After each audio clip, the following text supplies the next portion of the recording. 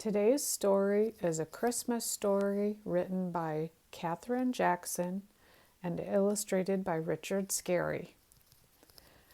A little deer came skipping home through the snowy woods. His eyes were still shining from the wonderful things he had seen. His heart felt as light as a snowflake and as warm as he always felt close to his mother's side. "Oh, Mother," he cried, "I went to a town and peeped in the window of a house. There was a tree inside, glittering and shining with stars caught in its branches, red and green ones, blue and white, and it was all hung with bright balls that sparkled the light all over the room." The mother deer nodded her head slowly. Her eyes shone too. "That was a Christmas tree," she said softly. "At Christmas time, people deck their trees with lights and toys and shining things."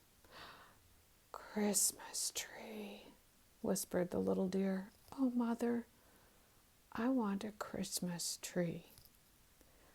The mother deer pawed the snowy ground thoughtfully. Oh, how much she wanted a tree for her baby.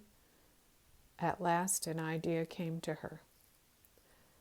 "Follow me," she said. She took her baby farther into the woods and showed him a small green tree in a little clearing. "We'll put berries on the branches. We'll put tasty shoots on them and tender roots." The little deer helped. He worked busily. But when the tree was dressed, it was not bright and shining like the tree in town. "Never mind," said his mother. "Wait until morning, then we'll come look at it again."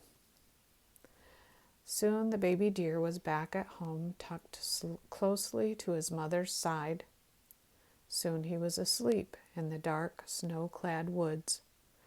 And just as the sun came up, his mother awakened him. Deep into the woods they went on their quiet feet. Close to the clearing they stopped and peeped in.